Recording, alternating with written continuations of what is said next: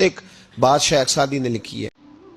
شیخ Saadi رحمۃ اللہ علیہ فرماتے ہیں، یہ میں آپ کو جواب دے رہا ہوں، کچھ سوالوں کا جواب ہے جو ذہنوں میں اٹھتے ہیں.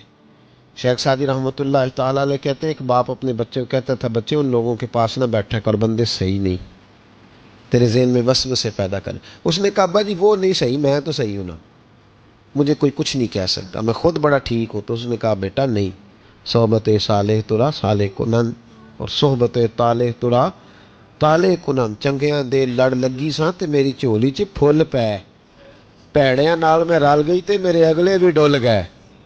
والی نے ایک مثال سے سمجھانا چاہا. اس نے کہا، تو ٹھیک ہے، کہا میں بالکل ٹھیک ہوں. کہا اس طرح کر، جا بازار سے نا 2 کلو اچھے والے سیب لے کے آ. نوجوان میری بات پہ خاص توجہ کریں. 2 کلو اچھے سیب. وہ سیب لایا بڑے خوبصورت پیارے. کہا دیکھ کے لانا، کوئی داغ نہ ہو، کوئی دھبا نہ ہو، کوئی ایسی. وہ دیکھ کے لایا بڑے خوبصورت بڑے پیارے اچھے سیب.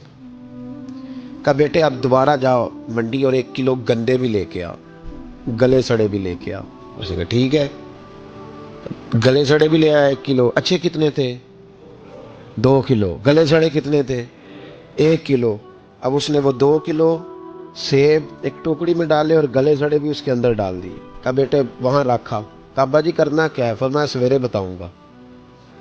صبح کا جب سورج چمکا نا، صبح کا جب سورج چمکا تو والد نے کیا کیا، اس کو کہا جاؤ ٹوکری لے کے آ. اب جب ٹوکری لایا نا تو غور کرنا بات پر، برے کتنے تھے، اچھے کتنے تھے. اب جب اس نے کھولا نا تو کہا بیٹے کھول، وہ جو اچھے تھے وہ بھی گل گئے تھے، بھی گل سڑ گئے.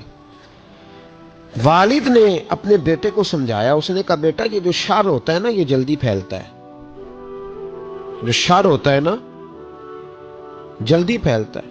ناپاکی تھوڑی سی ہوتی ہے پر غسل سارے وجود کو کرنا پڑتا ہے. سارے وجود کو ناپاکی تھوڑی سی ہوتی پر آپ دیکھ لیں کہ اس کے لیے سارا بدن دوبارہ سے، تو شر تھوڑا سا بھی آئے تو میل کچیل کر دیتا ہے. اتنا سا بھی شر جو ہوتا ہے نا وہ بہت ساری جگہ پہ خرابی پیدا کرتا ہے. او بھائی پیشاب کا ایک قطرہ بھی دودھ میں گر جائے پورے بھرے ہوئے برتن میں تو دودھ پینے کے قابل، سمجھ لو بات. آپ نے یہ کیسے کہہ دیا کہ ایک بندہ جنم میرا غلط ہے جی باقی سارے صحیح ہیں؟ وہ شر تھوڑا بھی جو ہوتا ہے نا، تھوڑا بھی وہ غلبہ کرتا ہے، وسوسہ اندوزی کرتا ہے، برے خیالات جنم لیتے ہیں. اس سینے کو اگر صاف رکھنا ہے، اس سینے کو اگر توانا رکھنا ہے، اس سینے کو اگر ٹھنڈا رکھنا ہے تو پھر ان کے پاس جا کے بیٹھنا پڑے گا جن کے سینے ٹھنڈے ہیں. اگر عقیدے کو، نظریے کو، سوچ کو صحت مند رکھنا ہے تو کبھی بیمار عقیدے والے کے پاس نہیں بیٹھنا.